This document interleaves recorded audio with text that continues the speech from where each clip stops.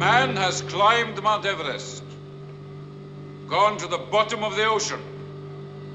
He has fired rockets to the moon, split the atom, achieved miracles in every field of human endeavor, except crime.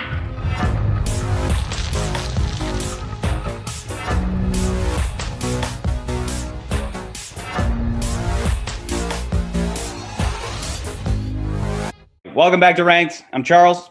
I'm McCurdy. Patterson. I'm Scott. Nathan. JOONIE. And JOONIE! And JOONIE. I think it's the first time Johnny's in here, so everybody say hi, Johnny. Hi, Johnny. Hi, JOONIE, So okay, lovely. JOONIE. So last week we put From Russia with Love at the top of the board. That was number 1 out of 2. Tonight we are discussing Goldfinger, once again starring Mr. Sean Connery. Goldfinger brings James Bond to Miami, where he has a run-in with a British businessman named Auric Goldfinger, the OG man with the golden gun. Bond's mission is to investigate Goldfinger's involvement in illicit gold smuggling, which leads to the discovery of a devious plot to take on Fort Knox and execute the largest bank heist in history, all for the love of gold! I love gold. Excellent. Anyway, McCurdy, what do you have for us? Oh my God, too much information. I'm going to consolidate as much as possible. That's what I'm going to tell you. So yes, this is the third film, gentlemen, and as any movie in Hollywood, if it does better, it's going to get a bigger budget. So this film's budget went all the way up to $3 million, which is the first and the second combined. Terrence Young doesn't return on this film because of pay disputes, so they hired another guy named Guy Hamilton. He knew Ian Fleming because he himself was also in not British intelligence. He was part of the British Navy, but he was involved in intelligence, and he already knew Ian Fleming ahead of time. He apparently also knew Connery before this film. Let's talk about Pussy Galore. My name is Pussy Galore. I must be dreaming. Played by Honor Blackman. Now, Honor Blackman, she was cast because there was another British television show. Wait. Go ahead. Honor Blackman? Honor Blackman is their name. Her name is Honor. She just always has weird-ass names. Again, we are living in the heyday of spy espionage films. So there's another television show at the time called The Avengers, not to be confused with obviously Marvel's Avengers. This was called The Avengers. And she played one of the characters on that show. Harry Saltzman, as you remember, and Albert Broccoli, who were the producers of these films. They saw her. They were like, man, she's gorgeous. We should put her on this movie. But the producers were concerned with the name, of course, Pussy Galore. It's pretty specific. It's pretty obvious. They were thinking maybe we should change it to Kitty Galore. It's porno level name. Yeah. It's great. Honestly, when they parody it with a lot of vagina, it's really not that far off the mark. No. It's honestly more crass than most porn names. Yes. Like it's worse than most. Yes. Yeah. So they said if you were a 10-year-old boy and you knew what the name meant, you weren't a 10-year-old boy. You were a dirty little bitch. This is quoting. The American censor was concerned, but we got around that by inviting him and his wife out to dinner and told him we were big supporters of the Republican Party. And then to top the trolling, Honor Blackman, every time she did an interview for this film, when she was promoting the movie, she would always bring up the name of her character because, interviewers, this is the 60s, interviewers at the time are like, Miss Galore, she'd say, oh yes, my character, Pussy Galore. Did I forget to mention her name is Pussy Galore? She would say that constantly to embarrass the shit out of the interviewers, which I found is just amazing. That's on the exact level of Dixie Normus. Yeah, they're like, it, we're gonna do it. My name is Butch. Shemo Butch. Yes. Gert Forbes. I think that's how you say his name. He plays the title character of this film, Did you say his first name Goldfinger. is Gert? Gert, G-E-R-T. Oh, okay. I just... Gert All these Forb. people are dirty. Yeah. I was like... Gert Forb was he was a German actor, and he got the role after the producers saw him in a German film titled It Happened in Broad Daylight, where he played, guess what kind of character he played if the name is called In Broad Daylight. No, nobody. A rapist? He played a child molester, and they thought he was really good. So close. Much worse. He thought he played a child molester. Bingo. So they were like, he's got to be Goldfinger in this movie. It gets worse. Gert was German, of course, and this film is not far off from World War II. And yes, he was a former member of the Nazi Party. So I just found that, like, eyes wide. He was a former member of the Nazi So when Party. Bond drops that Nazi bullion, he's like, I know that. So he knew exactly what that that's was. mine. Oh, wow. So the big story with Gert, though, is that, Patterson, you brought this up on our Dr. No episode, is that Ursula Andress was dubbed. Of course, Gert Forbes was very, very German. He didn't speak a word of English. He had to do all of his lines phonetically. So, you'd look at the script and you have to sound everything out. And that's how he memorized all of his lines. What? I don't think many people know. I mean, I give lots of talks. And when I talk about revoicing, people look, you can see the way people react. Goldfinger was revoiced? They have no idea. 100% Just dub. as much as I was completely in the dark about Ursula, I am completely in the dark about this too. I would never think that he was anything other than... I mean, they make a point of saying... Auric Goldfinger. Sounds like a French nail varnish. He's British, but he doesn't sound like it. But who dubbed it? Did he dub it? Like, did they have him come in and loop? No, they had somebody else come in. It wasn't my performance, it was Gert Frobe's performance. Let's say it's like a crossword puzzle. Mr. Fröbe had all the answers, he knew all the answers, produced them pretty well, but his vocal pencil was blunt, and I just went in and outlined what he'd said. Oh, Mr. Bond, sit down, please. A mint julep, traditional but satisfying. Because Salzman and Broccoli looked at the dailies and were like, this is horrible. And Hamilton's like, don't fucking worry about it. We're going to dub him anyways. He is so German that he was in another movie called Willy Wonka and the Chocolate Factory. Remember you once asked me how a bullet comes out of a gun? Are you at getting terribly fat? What do you think will come of that? I don't like the look of it. Does anybody have a proposition for an official ranking for Goldfinger? Scott. I'm going to put Goldfinger at number 1, ahead of From Russia with Love, number 2, and Dr. No, number 3. So it begins. And so it begins. It Patterson, does. you're going to second that? Let's go. I'm going to Go ahead agree. and second it, because I fucking disagree. No way! That's fine. No way! That's fine, Charlie. You're Go ahead. Wait, who else agrees? Do we have any more seconds? Do we have any more seconds? I do. I second that exact order. I also second it, unfortunately. God damn it.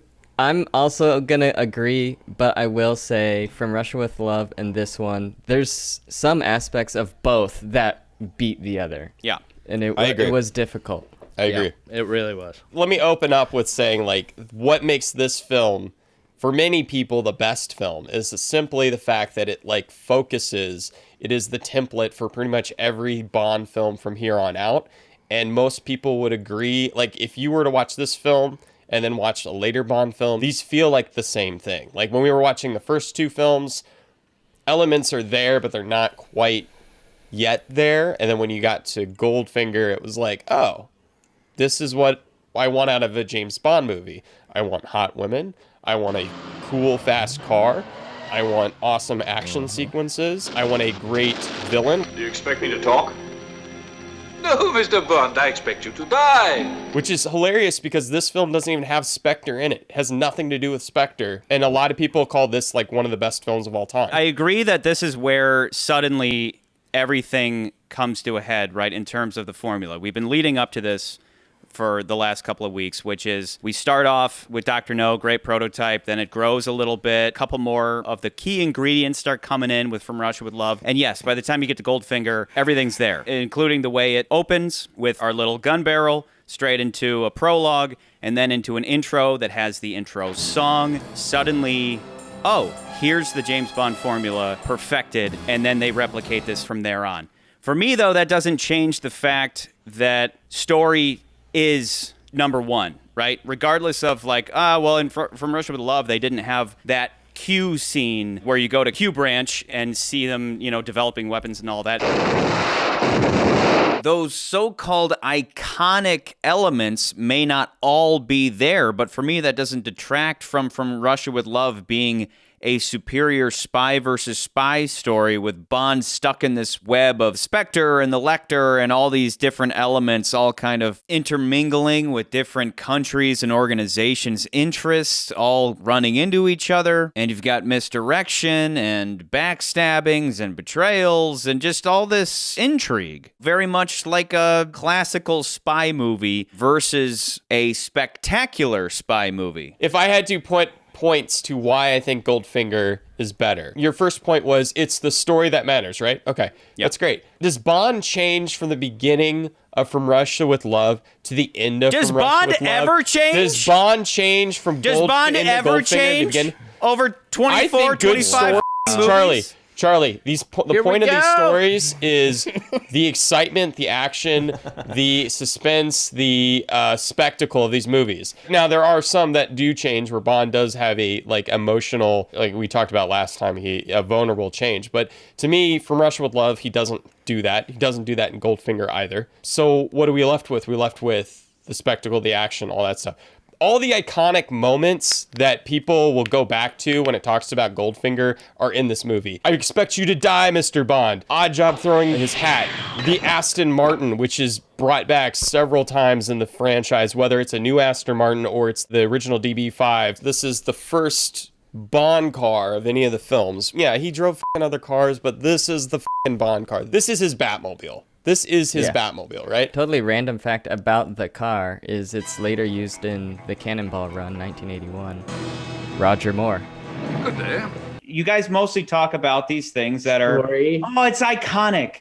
It's like this big thing. Q branches here, the car, and I go, yeah, those. I love those things. That's all hardcore Bond. That is great Bond shit.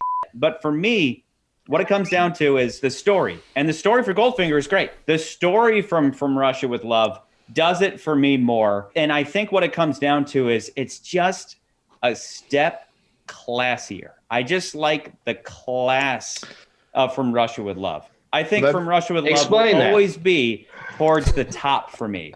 And I think over time, Goldfinger might slip just a little bit. So where does the class come in for you, Char? It's a slightly more complicated story with Bond, who is, again, somewhat restricted from not having so many gadgets, not having these goofy scenes with, a bunch of Asian dudes, exploding as they fall over cliffs. This is one of those movies where every vehicle spontaneously combusts. I just dig the classiness of From Russia with Love versus the grander scope of Goldfinger. And that doesn't mean that I don't like Goldfinger.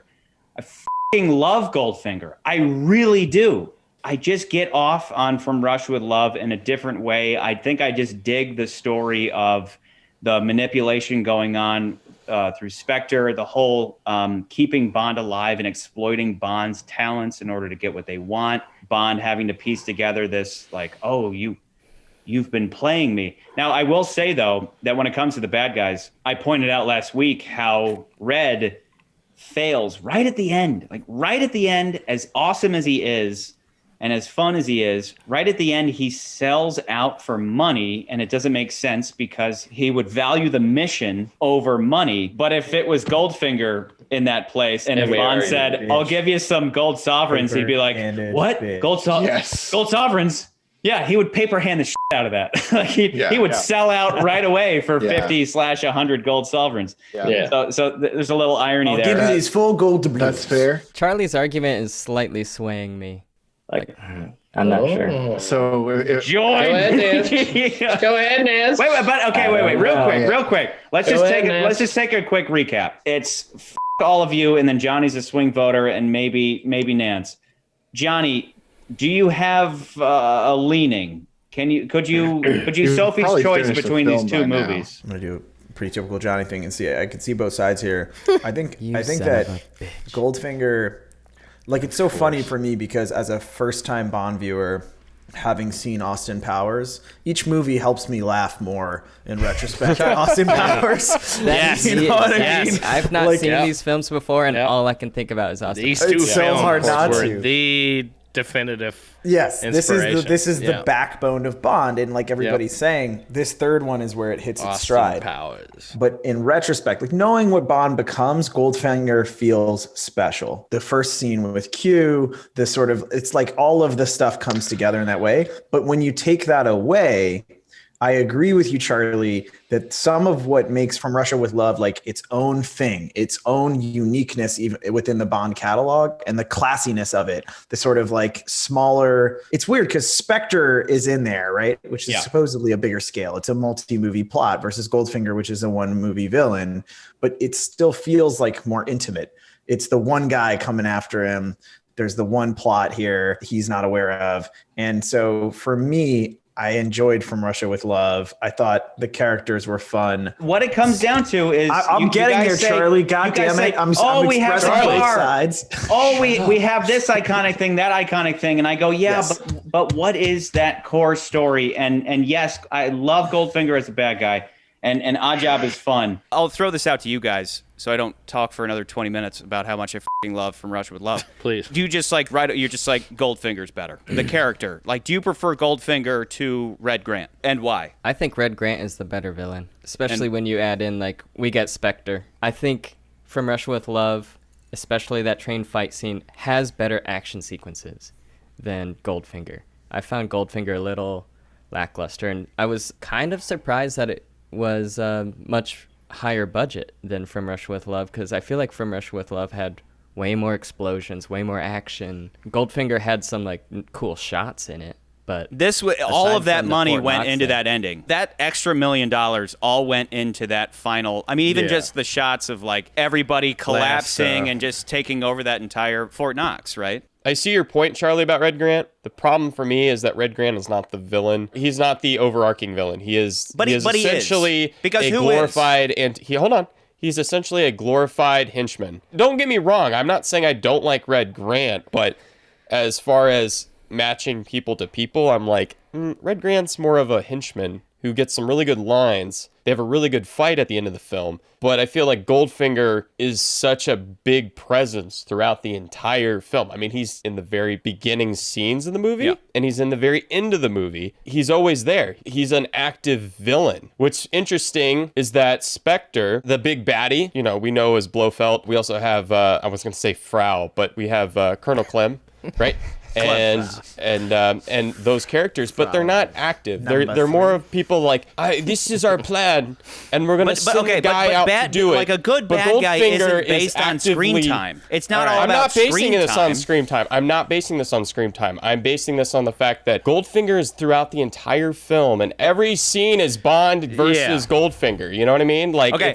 How about this then? That's what I think it's a better movie. So if we're going based on, if we're going to put people on levels, right? Mm-hmm. Who is better then, Red Grant or Oddjob? Oddjob. You know what? 1000%. Red Grant.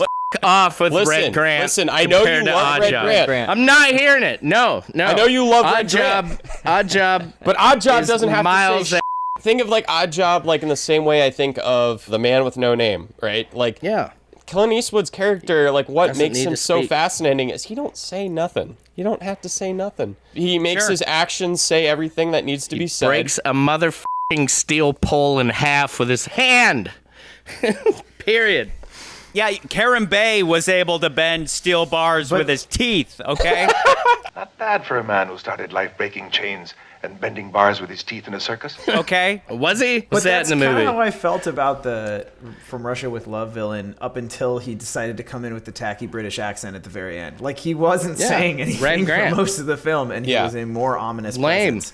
And then he came in and was like, old man. Oh, I'm so sorry. I only got Emswar an hour ago. I busted every record getting here. Old man. Well, we determined, though, that he is Irish, though. We determined that Red Grant is Irish. I always thought he was Russian, but he's an Irish crazy man. I thought he was German. He's Irish. He was Irish, and they imprisoned him in Britain, in a British prison. I love Oddjob. I think he is cooler than Grant, to be perfectly honest with you, Charlie. He's more iconic. Grant, for sure. Here's my take. Oddjob as a henchman is the I would say that Red Grant is the top baddie of, because Blofeld just doesn't count as a top baddie. He's like the guy in Inspector Gadget. He never does anything, but he just like sits in a chair. A very true de facto. I mean, that's literally what the Spectre Gadget. That's what Dr. Claw is Ernest Blofeld. Yeah. Like Blofeld doesn't do anything. He's just like a faceless dude. Like, and he carries through everything. manufactures all of Bond's pain. But dude, true power is not being involved, not being seen, but controlling fucking everything. That is true power. But like every movie, we would have to be saying that the bad guy's Blofeld. It's not Blofeld. It's not. Like, it's whoever he's brought in at that time. So that's why I think the main baddie is Red Grant, as opposed to Kleb, as opposed to the chess master. You know, the main baddie is Red Grant. Yeah, it's okay. It's like in Star Wars, is Darth Vader the bad guy or is the Emperor? And they kind of both are, but in the first movie, it's Darth Vader, right? Like he's the imposing presence, he's the antagonist to the protagonist. True. That's why it's hard to compare these things, as if like we need to qualify it based on like where people are in some hierarchy. Instead, it's like, no. When it comes to From Russia with Love, the main baddie, like who's the main baddie? Blofeld? No. Chess guy? No. Kleb? Hell no. Yeah. It's Red Grant. Even though we just kind of see him here and there, and then he dies relatively early, he's still the main bad guy. Okay, this Goldfinger is definitely the main bad guy. Then I'm gonna go one ahead and then say Goldfinger is better than Red Grant. And Oddjob but please go into that. Don't just quote him. Tell me why they're better than Red Grant. First of all, I think my favorite villain moment in this movie is actually towards the end of it when he basically tricks all those soldiers and just like blasts them in the back. That is cold blooded. Yeah. Well, especially when he just golden guns his Japanese contact or whatever, you know. Let's shoot a Fuda! He just, I'll give him that. But seriously though, he is the original man with the golden gun. The only thing I didn't love, Tanya for me was very flat. She wasn't not chested. Because she's not like Dink. Dink, if Dink could have played her, Dink is. Everybody wants to Dink. But no. I think Dink is like 1960s thick. Like. Oh yeah. That's hilarious. Anyway, I think more as like as an actress, maybe even in just her portrayal of the character, because like the character, it just feels like she's on the rails, kind of getting shoved along the whole way through, and she makes a big decision in the end to shoot Frau. But I think that she saves James Bond's life. We covered that last week. But, I agree. You covered that, and I agree. I think that's a big moment for her. But outside of that moment, she still sort of feels like she has no agency until that moment, and that is her big moment, and that's good. But it's sort of like her orders were to seduce this guy, and she did it, but then it became real. Like and that was my point last week. Maybe I just didn't believe that it became real, guys. That I could. You know, I didn't believe that it became real. But for Pussy Galore, is it any different? It only became real in like 2 seconds because Bond forced himself on her, right? Because he won a judo match. Because he doesn't know that Dr. No means no. Until next week's episode. We need to keep it to this film. Wait, Scott, what the f*** are you talking about? The rules are we're arguing. The rules are we can talk about movies. Let me say this. The rules are that future movies don't exist, and I'm accusing you guys of treating Goldfinger not as Goldfinger, but thinking of it in terms of, it's got a Q scene, it's got the Aston Martin, it's got all these things that we know as iconic now, but I want you to judge it as you just saw these 3 movies for the first time and you're trying to figure out which one is the top. And my core argument is that From Russia with Love has this certain level of class and realism with it. And there are certain moments of Goldfinger that have this absurdity that I think knocks it into the second position. I get that, but there feels like when I get to Goldfinger, a breath of fresh air. But you're looking at it like we're just saying, the iconic moments make the movie good. But there is something to be said about if you go and see a movie and you remember all these specific moments, that means to me that those moments left an impact. And I know none of us are free of bias, but you're saying that you have bias. That's why I want to press every Nathan, time I watch From who's a newbie, for what he has to say. With Love, I kind of forget the movie. I completely forget the movie. There's so many great little things in the movie, and it's not just the iconic moments. If we line up all of our bad guys, there's a very common thing for these first 3 films. Dr. No keeps Bond alive. Why? To possibly recruit him into Spectre. Yeah. Red Grant and the team keep Bond alive to manipulate him to basically use his abilities to get what they want. Goldfinger keeps Bond alive because Bond being dead might jeopardize his goals. You are quite right, Mr. Bond. You are worth more to me alive. They all keep Bond alive for a clear purpose. 2 times, Goldfinger tries to take Bond out in gnarly f***ing ways. Like, it's not good enough for him to just have Oddjob break his f***ing neck. Instead, it's, I'm going to have this laser cut you in half from the balls up because you stole my girl. And then the second one is, I'm going to straight up obliterate you. Goodbye, Mr. Bond. But they probably should have gotten rid of the threat. We got to keep Bond alive so he can report to his superiors. But let's kill him, like, before breakfast. I think what always gets forgotten is that villains tend to have giant egos.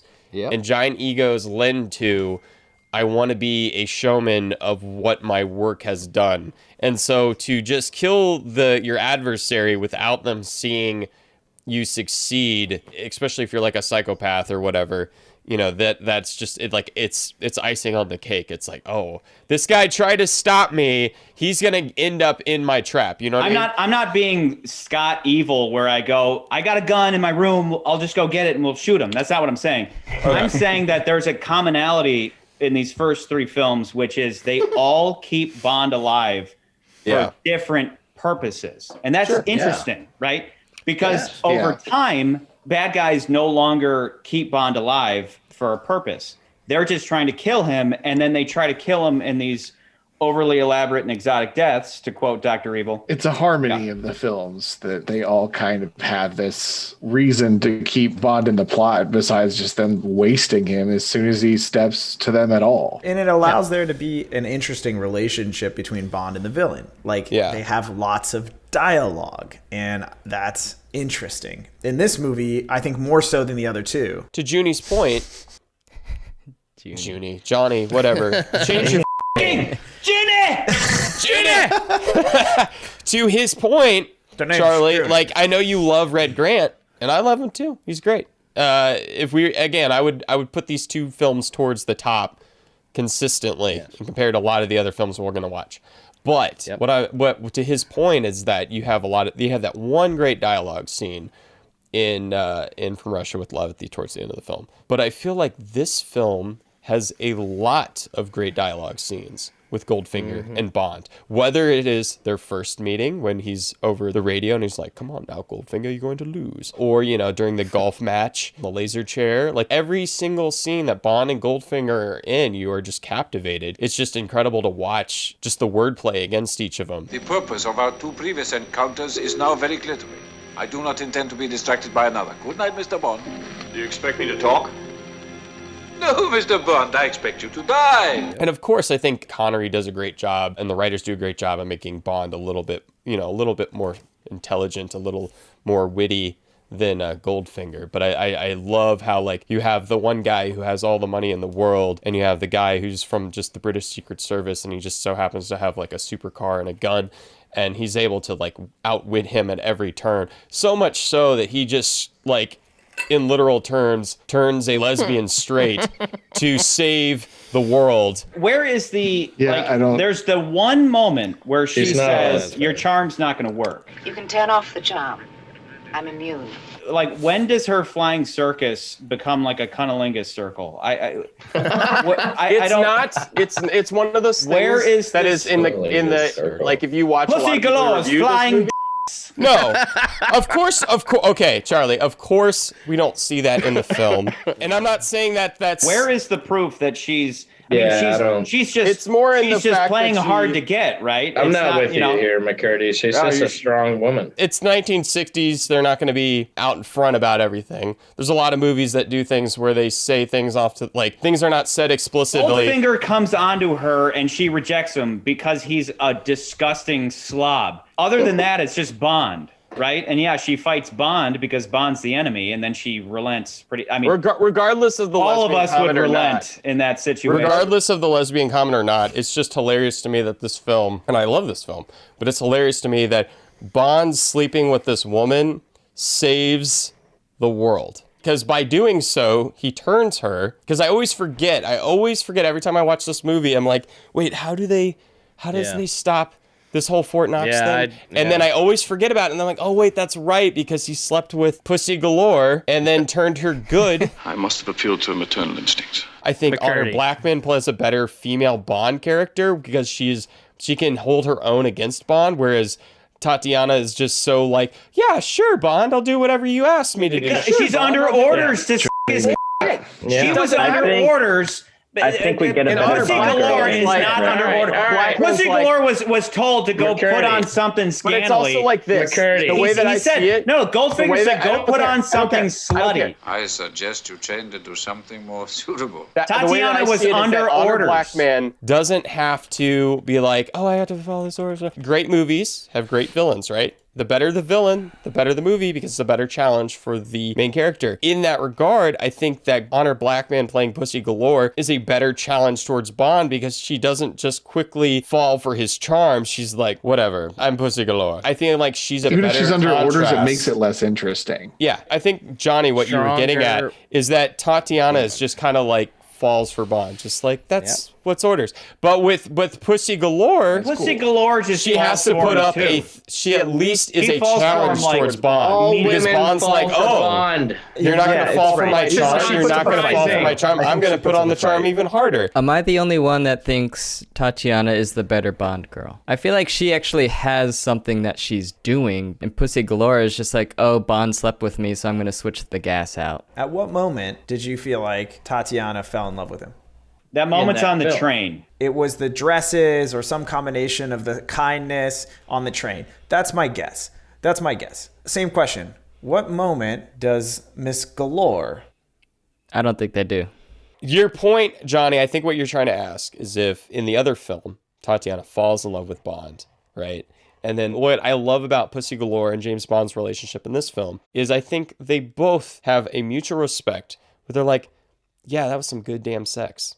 That was some great sex. But none of them are like, I'm in love with you. Charlie, I know your thoughts on feminism. Whatever. My thoughts on feminism as it relates to Bond girls only go so far as to point out that it has successfully reduced any kind of analysis of female characters down to strong or not strong. And I just do not find it interesting or compelling. I find it lazy. And 99% of the time, it's just physical strength and no other kind of strength. There's such a focus on making Bond girls physical, just as physical as Bond, to the point that they don't have any character. Feminist standards of female strength are so superficial. All they care is that a woman acts like a man physically. It's so uncreative. I'm more interested in deeper character traits than Pussy Galore just standing there acting all smug, and then we pretend that that's strength. I mean, it's just stupid. I am just not impressed by it. I'm more impressed by Tatiana, who is forced into an impossible situation, and a really dangerous one at that. Tanya is playing a role. She's playing a part, and she has to ride this line of not getting killed by her superiors, but also convincing Bond that she's in love with him. Her whole mission is to convince him that she is, and I'm sure the whole time that was terrifying. That took a lot of psychological strength for her to pull off her whole end of the bargain, but eventually it does become real, and that's made obvious because she shoots Frau. I'm pretty sure Tatiana is stronger than Pussy Galore, even though Pussy Galore can throw some judo moves or whatever. Who cares? All in all, male or female, I care more about strength of character than I do characters of physical strength. And by that standard, I think Tanya wins over Pussy Galore any day of the week. There's an added layer with Tatiana where it's like, is it real? At one point, Karen Bay dies. Bond presses the matter with her. Like, he's like, you fucking bitch, you did this. And she's like, even if you kill me, I can say nothing. There's this question of what's real between them. Is it just orders?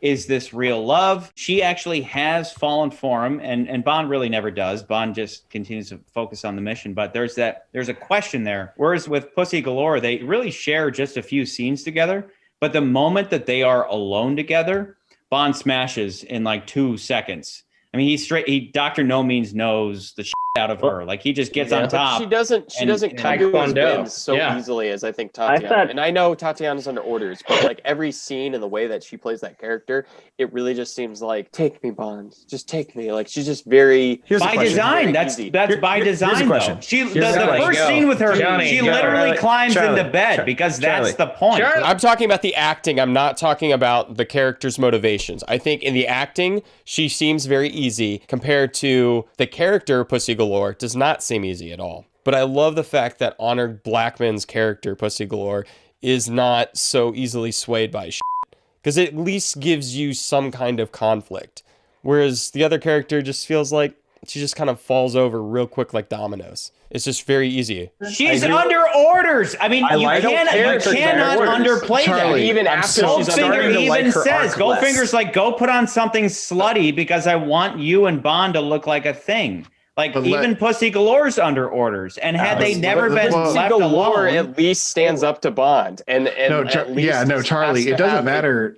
You're getting hung up on the fact that it's orders. There's some kind of conflict there, where she has to stand up to Bond's charm. Okay, why would Romanova fight Bond, though? Literally, the first scene between them, she gets into his bed naked. She gets into bed naked so that when Bond walks in, they can because she's told to do so. You can't underplay that. What? You're right about the orders. You are. Oh my God. But my point is technically they were both under orders, like you said, right? Yeah. They were both under orders. Let's say you are the seductress and your job is to seduce Bond. Do you think it's going to be more interesting to watch if you're like, yeah, Bond, here it is.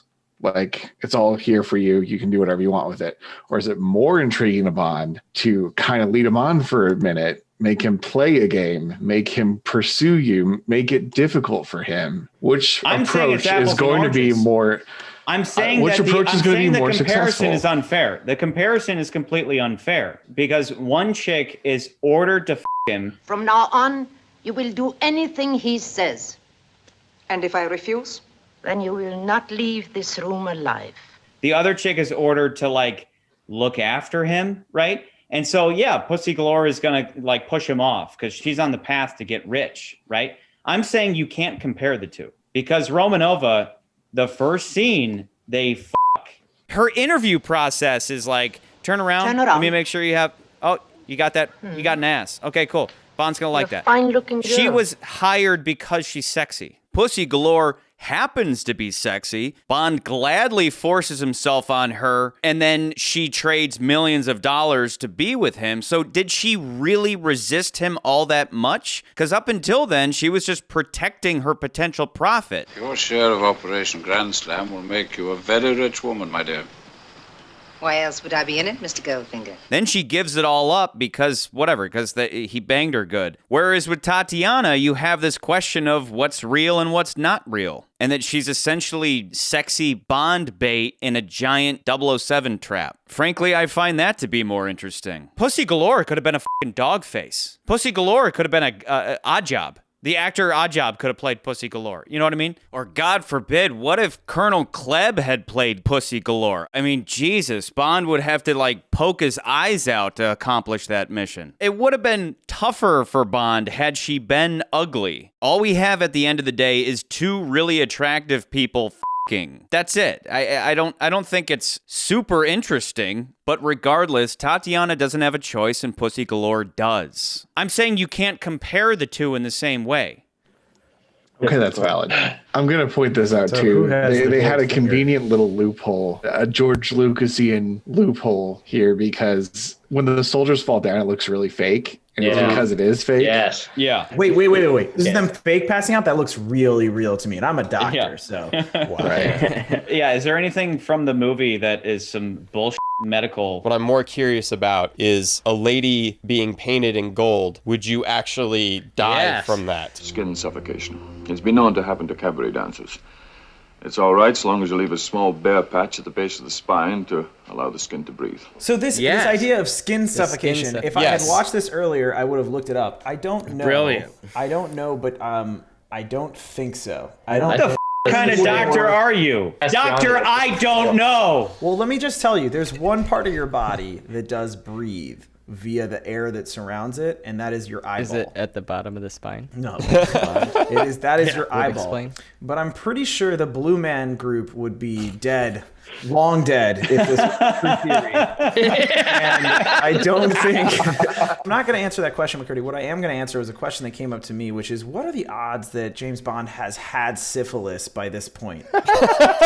And so I looked at the prevalence of syphilis in the UK, in the Western world. By this point, penicillin has been invented. So, prior to penicillin, it was just mercury. And so it's about 1%, prevalence about 1% in the UK, pretty high, actually, and 6% in the developing world. So up until the two gypsies in the last movie, he was doing okay. He was like 96% okay. Oh, no. There's now a 22% chance, a 1 in 5 chance that James Bond has had syphilis. Bond sleeps with 2 women in this film, correct? And then we were presumed to think that he may be sleeping with a woman he smacks on the ass. He the shit out of the masseuse. Who would not? Oh, Jesus. Dude, that's the best. So interesting. Are we going to go ahead and acknowledge that point? That is the most chauvinist thing I've ever seen. It's fantastic. Dink, meet Felix Leiter. Hello. Felix, say hello to Dink. Hi, Dink. Dink, say goodbye to Felix. Man talk. And it is so James Bond. Can we say God, it's perfect. Like if that upsets anybody, that person is in denial. If James Bond smacked you on the ass, the super soaker would turn on. Even if you hated yourself, because Pussy Galore herself is like, yeah, whatever, Mr. Bond, James Bond, and then she relents in no time flat. All of us would relent in no time flat. Okay. Absolutely. It was cringy, I will say. Can we say that was a cringy scene for me? Look, I'm not. If you want to argue the validity of that, God, you are all cucks. Every last one of you. Can we say the masseuse's name is Dink? Look, okay, so the woman who plays Dink, the woman who plays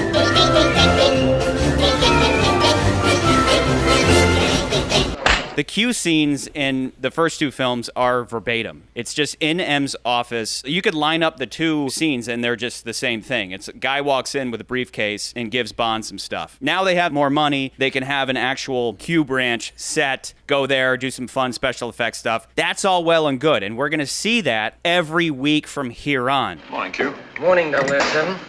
This way, please. Something fun about the whole Q scene is that you notice right away that Q's a little irritable, right? He's just, Bond comes in and Bond's like, hey, buddy. And he's like, the f up, Bond. What's funny about it is that in the last 2 Q scenes, it was just a guy that came in and gave Bond some weapons. We didn't really know much about him. It was just like, okay, here's your stuff. And it was very pleasant. In this one, it was just as if it was like, what's my motivation? And it's like, you're busy, and this young, suave, sexy man comes in and he kind of, he touches stuff and he just kind of bugs you and just kind of roll with that. And then that sets the tone for Bond and Q's relationship forever, which is that Bond always bugs the shit out of Q, and Q is just extremely impatient with him. McCurdy, what? So, fun fact, exactly what you're saying. Guy Hamilton's note was, you do not like this guy. And he's like, why do you know? Desmond Llewellyn's like, why don't I like this guy? Because he doesn't respect your gadgets. And that is why you do not like this man. And everybody Q loves nails this guy. it. His face. Yes. His face on the delivery of... Eject seat, you're joking. I never joke about my work, 007. As an IT professional, like, I identify with Q and Bond films so much. Like, I'm like, I hate the fact that you get to touch my machines. Yeah. I hate that, like, Perfect. How dare you? Like, you imperfect creature. Your filthy hands are unfit to handle the technological gifts that I bestow upon you.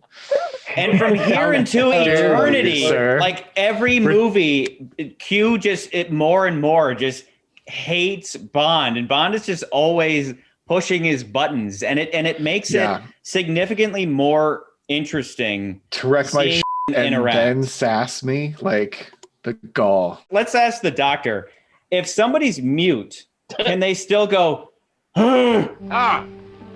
Well, mute's a colloquial term, so most of the time a mute means somebody either has an inability to speak, so there's a part of your brain that if you lose it, you can't speak. You can have a stroke or a brain injury that damages that part of your brain, and then you have what's called aphasia. And so, but most of the time, either people have a tough time finding words or they speak in like a word salad. do you think Oddjob had a stroke? Because you can hit him with a 2x4 and he doesn't react.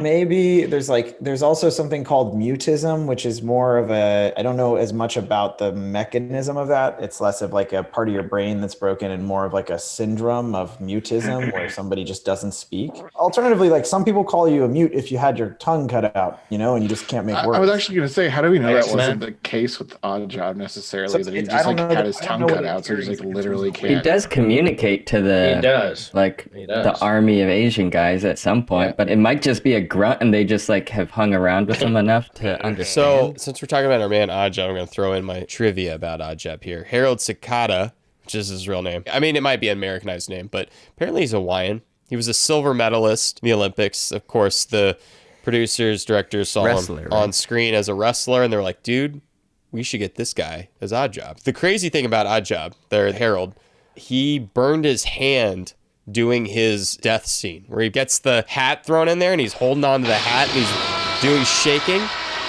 Apparently, he just kept holding on, and he's burning the shit out of his hand, and then he didn't let go until the director said cut, and the director didn't realize it, and he told the director, well, you didn't call cut, so I just kept holding on to my hand, and he burned the crap out of his hand, basically just to make a movie awesome. I hope he got Pussy Galore for that one, man. I will say it is odd that I assume it's a Geiger counter that's actively trying to figure out if there's a nuke nearby. Would that not have been triggered immediately? The guy activates the bomb, he puts the trigger in there, but wouldn't you already be able to detect the radioactivity of a bomb? Without a doubt. You absolutely would. You'd be regardless able to, of shielding, pinpoint it. Right? Yeah. Even if that thing was made of lead. Back in the 60s, they would have already had the technology to identify that material based on its radio wave signature. So it works for the plot, it's like, it does. We need to pretend to pass out so that they're comfortable enough to bring in the bomb. And then when they activate it, once they turn on the radioactivity and it activates the Geiger counter, then, we'll move in. But maybe totally ruining the movie completely and making it inferior to From Russia with Love. Up, Charlie. I think it's a fun plot, honestly. I want to acknowledge your point about why, if I was going to give From Russia with Love, if I was going to rate it higher, the reason why I would do that is because the relationship between Bond and Goldfinger doesn't feel as good as it does between Bond and Grant in terms of the classiness. Bond doesn't get Bond. He's like, that guy's a fucking clown. He's a smart clown. He's a dangerous clown, but he's a fucking clown ass, douchey, rich boy, dumbass dude.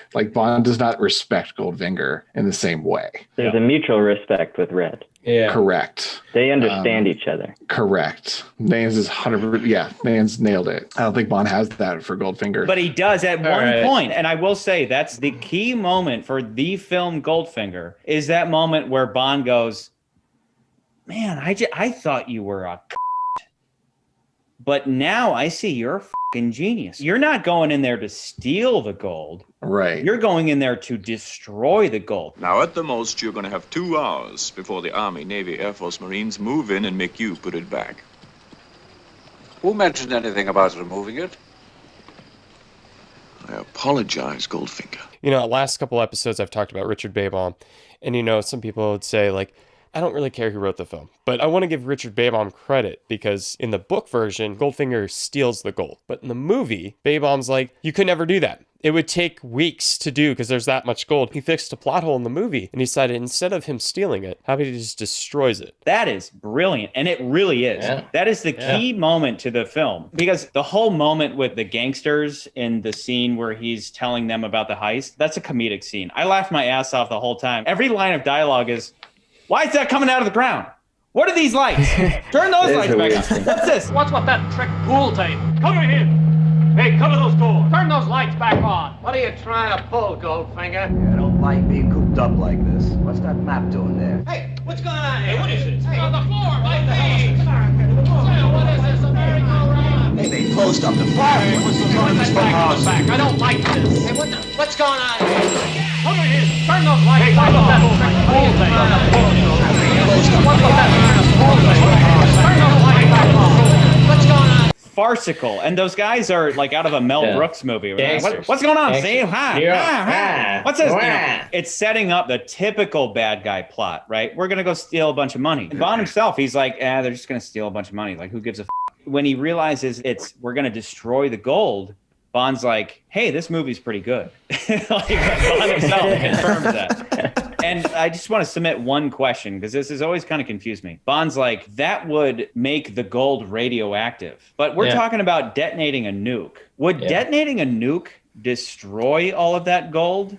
No. That's what I was thinking. Or would it just explode gold all over the place? It would melt the gold, but it doesn't matter. You can't get to the gold if it's extremely radioactive. Yeah, that was really what it was. But it's not You like you melt the gold. But it's not like you wait 60 years and you're gonna find a bunch of bullion blocks. Look at Chernobyl. Okay.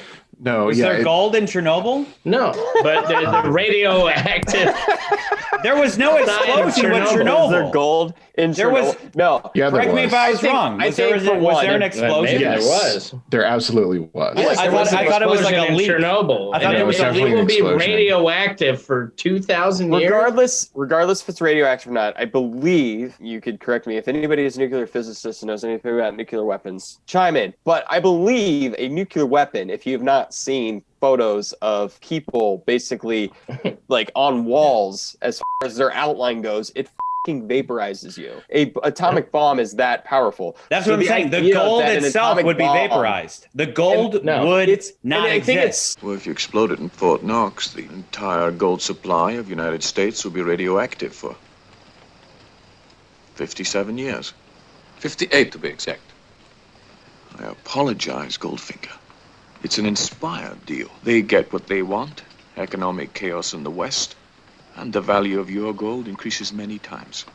I conservatively estimate 10 times. I think the stakes are ever so slightly higher in Goldfinger. I don't think stakes is what dictates the quality of a movie, because any movie can just be like, the world's gonna end. You know, that doesn't automatically mean that that's the superior film. Maybe I need to go into what I do love, because I do love that a spy drama does have a prolonged golf scene. He makes a subtle little thing. It's great. Every time you get that Oddjob theme, I can't help but laugh. I just love it. Like, I do f***ing love...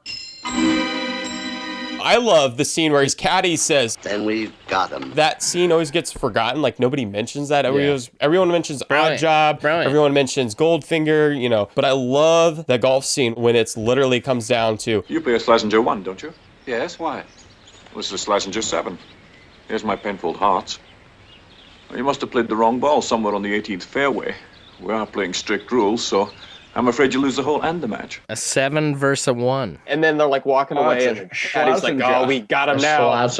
So I find the actual evil plot of Goldfinger to be more entertaining. I do. I think it's more fun. I think it's a little more silly, but I think that's not necessarily a bad thing. Like, I kind of want it to be far-fetched sometimes. Like, I get your point that, like, From Russia with Love is a much more grounded story. It takes itself more seriously. I mean, I'm kind of making a similar argument to you, Charlie. Like, I enjoyed both of them a lot. I'm not talking about the iconicness of any of the moments necessarily. I'm just saying, like, they're more fun. The laser scene is f***ing fun. That's a fun scene to watch. It's phenomenal. I f***ing golf. If you were to put me in my version of hell, golf would definitely be on the television. No doubt. And yet, I enjoy watching the golf scene in this movie. It makes something that I f***ing hate fun to watch. Yeah. That's why it's number one for me, is just like, I was more entertained watching Goldfinger than I was watching From Russia with Love. That's my argument here. Now, Scott, can you be as articulate as Patterson, or are you going to continue to sound like a f***ing caveman? I told Nans. I'm trying to give Nans his point because you wouldn't shut the f*** up after you told him to talk. I want to know what Nans has to say. newbie. Yeah, I know. As a and I told newbie, you, I want to know what he has to talk, say. And then you and McCurdy kept All right, arguing. guys, shut up. Why are you now feeling that From Russia with Love may be superior? From the get-go of the episode, I mentioned I think they're very close, and both of them have their merits and weaknesses. If someone put a gun to my head, beginning of the episode, I had to edge out Goldfinger. But I could still be swayed one way or the other. Agreeing with Patterson, I find the plot of Goldfinger more interesting or more fun, though I don't know if it's as well executed as From Russia with Love. I will admit, From Russia with Love, I was kind of confused. Maybe the plot was too convoluted for my simple brain, and Goldfinger's kind of attractive to me because it's just really straightforward, like bank heist sort of thing. From Russia with Love, I feel like I was more entertained throughout the movie. Goldfinger, I feel, had kind of a lull. I feel like James Bond does more in From Russia with Love. He's kind of in captivity for most of Goldfinger, and I feel like he doesn't do a whole lot, especially once he's been captured. He does seduce Pussy Galore eventually, but the story of Goldfinger is very straightforward. Extremely straightforward. That's what I like about would you look into this guy? We may or may not have gold smuggling. Maybe track him and see what he's doing. Yeah, I'll do that. Bond immediately finds out that he's smuggling gold. And then as he's catching this whole smuggling thing, he overhears Grand Slam. He doesn't know what it is. He gets caught because he sees his own reflection in a mirror. So he drives into a building, which is... That's silly. Kind of a weird moment. No, I don't think so. I think it's not a weird moment, and because mainly he's driving a car. It's not him seeing his reflections, his headlight reflection. James Bond sees a headlight, so he drives into a wall. He is getting blinded by his own car's headlights. And it's a funny moment, too, because when he crashes, Oddjob looks over and you see the mirror, and you realize, like, oh, he got f***ed by his own... A mirror that was elevated, that was like 20 feet off the ground. Have you not driven a car one time, and it's, like, hard to see, especially when it's, like... Yeah, but I don't panic and jerk the wheel into a wall. Yeah, but you're not getting chased down by, like... What do I do? Guys with guns. Yeah, I mean, are you getting chased down with guys with guns, though? He tried the machine guns at that point. He tried the machine guns at that point. And then coming back to Oddjob again, the smile. Looking at the mirror, he doesn't need to say anything. I think the stakes are higher. I think the villain is overall better because he is throughout the entire film. He doesn't have his grand scene in the end of the film. He is throughout the entire film. The henchman, if you're saying Grant is equal to Oddjob, is better. He doesn't have to say anything. He does his job. You know his allegiance by his actions, not by his words. I gotta say, I just hate this argument that Oddjob's better just because he's mute. I think that's a terrible argument, just outright. It's not like just because a character doesn't say anything, they're awesome. It's a really cheap argument, if I'm being honest, but I'm gonna counter with a different cheap argument, which is that Red Grant murdered Karen Bay, and he's a butthead for that. But Oddjob murdered one of the worst actresses to ever be in a Bond film. Let me go! You're breaking my back! I want to kill him! Kill who? Goldfinger! Well, I want him alive. I want him dead. He killed my sister. Tilly Masterson sucks, and every time I watch his hat explode her skull, I smile with gusto. So way to go, Oddjob. Oddjob is just cool, though. And I gotta say, that kind of reflects the best argument that you guys have made so far, which is that Goldfinger is just more fun than From Russia with Love. Charlie, let me add this. From Russia with Love, the entire film takes a nosedive into the gypsy scene. If you were to analyze the whole movie as a whole, the gypsy scene does not need to be in the movie. It doesn't. Yes. It's literally a scene that the film takes... That's very true. But with Goldfinger, every scene is about James Bond versus Goldfinger. The whole film. But I do love the whole scene. film. I love those scenes. That's where Red saves his ass. That's more than true. any other part in the movie. That's fair. That's where he saves his ass. Saved your life at the gypsy camp. But that point's also already made when he goes to the cathedral and he kills the dude who could kill Bond. That same point's already made. From Russia with Love has a lot of, hey, let's go over here. Let's go see this. Whereas Goldfinger's kind of tight in the fact that every single scene really is about him facing off against Goldfinger. Let me respond to that. I completely agree that Goldfinger is significantly more of a simple plot, and that's really good for the movie. Yeah. Yeah. I think I dig the whole idea of From Russia with Love is a little bit more of a convoluted plot where there's this third party that's having East and West fight each other, and, who's got this Lecter thing? What is the Lecter? How are we going to get it? Goldfinger is just like, whatever. F all that. It's a very simple, straightforward plot. And I'm usually the one that's like the advocate for the simple, straightforward plot. That's usually me. Off. Both are. Both are simple plots, dude. No. No, Scott, I would disagree. Not at all. Between the two, Goldfinger is significantly more simple and straightforward, and I'm saying that's a good thing. Scott, I would agree. For Russia with Love's a little more convoluted in the fact that you have to understand who Spectre is, what the East and the West are doing. But from Goldfinger, I'm just saying Goldfinger, like, I agree with Charlie. Goldfinger is a lot simpler. And I think that's a good thing. In this movie, in Goldfinger, Bond fights Oddjob. Oddjob is probably physically more superior to Bond in every way. If they were in a cage match, Bond would be f***ing dead. But what makes this fight better, the one thing I love about this fight, Bond has to use his intelligence. He has to use what's around him. He uses his surroundings. He realizes he's got a rim hat with metal in it. There is a cable there. Oh, well, maybe I could electrocute him if I trick him into grabbing the hat. And I think that's one of the best things about this movie is throughout the film. It's not even just that scene.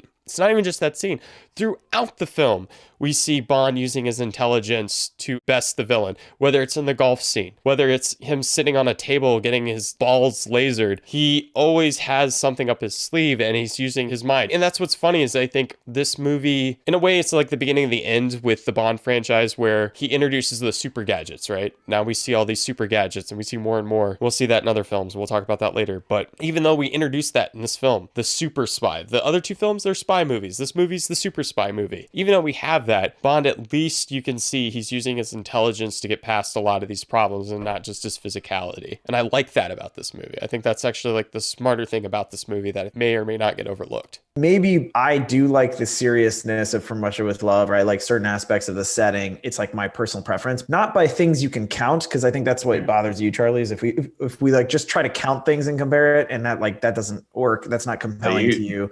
But I think that in the other end, it's like no. But as a film, it's tight. Can't give any points against the plot is well done. The blowing up of the gold instead of stealing the gold was a great moment, and these kinds of things. It comes together in a really good way, and it has more of the goodness that you want out of a Bond movie. And so in that way, I think it goes to the top. I think there's a lot of stuff about Goldfinger that is just. You kind of laugh at it whenever Oddjob comes on the scene and you have his little stings in the music. I laugh. Pussy Galore. I laugh. Guy Hamilton definitely brought a certain sense of humor to the franchise. There's a lot of goofy stuff, and From Russia with Love, you take it seriously. It's a much more serious spy drama. I appreciate it so much more on those levels. That's why I like it, but it raises an interesting question, which is from here on, what is going to be superior, a good movie or a good Bond movie? And that's a very important distinction to make.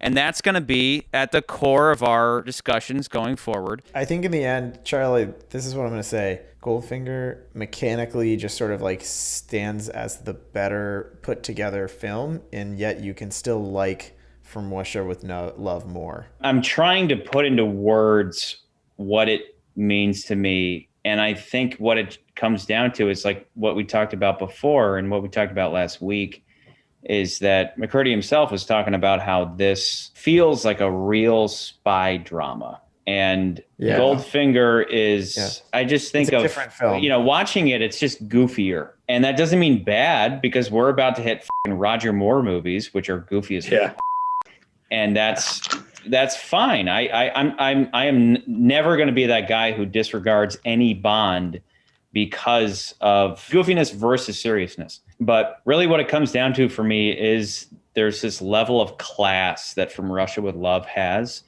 that Goldfinger just doesn't. And maybe Goldfinger is more of a blockbuster. It's maybe bigger in scope, but it just doesn't beat the simplistic and classy elements of From Russia with Love that I appreciate so much. The thing that I said last week was that what makes From Russia with Love, for a lot of critics, is one of the best films, is that it doesn't dive into the comic bookiness of a lot of the James Bond films going forward. And I think Goldfinger is the opposite. It is a very comic booky movie. course, because it has his fucking supercar. That being said, I think this is a better movie because it is a more entertaining film. I think throughout, there's a lot more going on. It's a tighter movie. It's easier to follow than I think it is the last film. Goldfinger throughout the entire movie is doing things. We see him having his meeting with the crime bosses throughout America. If this was Spectre, Spectre would hire a Red Grant character to take the car that is made of a gold, to smuggle it to a location. But you know what Goldfinger does? He himself is sitting in the car with his main henchman. He goes to the factory. He gets that melted down. This is an active villain. He is literally doing everything. He is not telling his henchmen to do these things. He's involved in doing these things himself. That, I think, makes him a better villain because he's active. He's not just a guy sitting around telling his henchmen, you go there, you do this. He's doing it himself. Goldfinger is just a simple crook. He's just a guy who wants his gold to be worth more. That's it. He doesn't have any greater motivation. Is Auric Goldfinger's only motivation money? And Red Grant has a deeper motivation. I still think Red is a great character. Goldfinger is in many ways like the common crook. However, what I like about Goldfinger is that he is very much underestimated by either his looks or by the fact that he's just this German guy who seems like he's an idiot. But every time he's overlooked, there's always something in Goldfinger's back pocket that's like, I would never have thought to wear a general's uniform at Fort Knox, but Goldfinger thought of that. I will say, if we're comparing them in that fashion, Red Grant went deeper. Red Grant straight up played an English agent for a while, but I will totally give props to Goldfinger. That's the crazy thing about him, is that while he did suddenly pretend to be a military official, but he pulls out a golden gun, not giving a that maybe that gives away that he's not a normal officer. That's true, but even all the other scenes outside of that scene, right? He's always got something in his back pocket to get Bond. Whether it's even him saying, oh, by the way, Bond, I own the club. But what does the club secretary have to say? Oh, nothing, Mr. Bond. I own the club. He's always in control, yeah. He's always ahead of the game, even though you don't think he's going to be, just because he looks like a big oaf. Again, like the first scene we meet him in, Bond screws him over in a card game, and he kind of underestimates him. He's like, this is, I fight Russians. I fight all these Spectre agents. Like, who's this gold smuggler? Who gives a f*** about this guy? And then the first time he beats him, it turns out, oh, wait, by the way, the gold smuggler has a Korean henchman who's a f***ing monster, and he could just, karate chops Bond in the back of the head, and then, to show his dick, he's just like, I'm gonna spray paint the girl that you banged with gold, kill her to make a message. Okay, this guy, you probably shouldn't underestimate him. He's a dangerous guy. I think you hit the nail on the head with this one, McCurdy. While I'll always dig the espionage of From Russia with Love, there really is this escalation with Goldfinger. It just starts with a simple card game, and then it moves to a game of golf. And then eventually it works its way up to the destruction of the West as we know it. So, yeah, I think you're totally right. Goldfinger is just a better villain than anybody we've come across yet. And like you said, a big part of that is how he's underestimated based on his looks, but he's secretly a f***ing genius, and a ruthless one at that. And that's what leads to this kind of back and forth between him and Bond, which is Bond has a win, then he has a loss, Goldfinger has a win, then he has a loss. It's this back and forth that is slowly escalating until we get to that fantastic conclusion. I think there is a subjective bias on my part that just digs the style of From Russia with Love more. But if you remember, I talked a lot of about Red Grant, about how he kind of fails in the end. And I'm willing to concede that on those grounds, Goldfinger is superior in terms of things like what McCurdy just said, like Bond constantly using his intelligence to get out of situations, as opposed to something like, well, let me buy a cigarette, which didn't make sense for Red Grant's character. Goldfinger is who he is from beginning to end. There are no concessions made character-wise. It is technically a simpler plot, but it's a simpler plot done bigger. So I'll officially concede my position and put Goldfinger at number 1, From Russia with Love at number 2, and Dr. No at number 3. I think overall it just has to do with these discussions are going to come up in the future. Classiness versus goofiness. That's going to be a big thing going forward. This is our first little foray into it. A little bit of Bond goofiness isn't a bad thing, but Goldfinger introduces a certain level of goofiness. It's inevitable when it comes to Bond, but all in all, it's fun! McCurdy, so like, what was the death? You mentioned that there was the sad, unfortunate death. So we've been talking about it. Tease for next episode, the allegations on Thunderball. From the first film to the third film, they've been wanting to make Thunderball. There was a huge legal dispute over the rights to that, to some extent, because of those allegations. It gave a lot of stress to Ian Fleming, the writers of these books. And unfortunately, he died before this film came out. This was the last film that he ever had any contact with the production. 25 films. The guy died at like 56 years old, which is not old. I mean, my dad's older than that. I think most of our dads are older than that. Well, remember, he's writing a character where the core philosophy of Bond is, I'm going to be dead by the time I'm 45. So I'm going to get syphilis. I'm going to f*** up my liver. I'm going to capitalize on every moment I have because I know that my time is extremely limited. Every picture you see him in, he's smoking a cigarette with a holder. Of course, he was an avid drinker. So it's no surprise that he died of a heart attack at such a young age. But it's unfortunate. That's one of the best jokes of this whole movie is... I suppose I'll be able to get a drink here. I told the stewardess, liquor for 3. Who are the other 2? Oh, there are no other 2. There are no other 2. You f***ing alky Bond? And he's like, oh, yes. All right, so this one goes to Ian Fleming, who died during the production of this film. He wrote all the stories that these films are based off of, and he created the character. So here's to Ian Fleming. Ian Fleming, the real-life James Bond. There we go. The real guy. Cheers to that, man.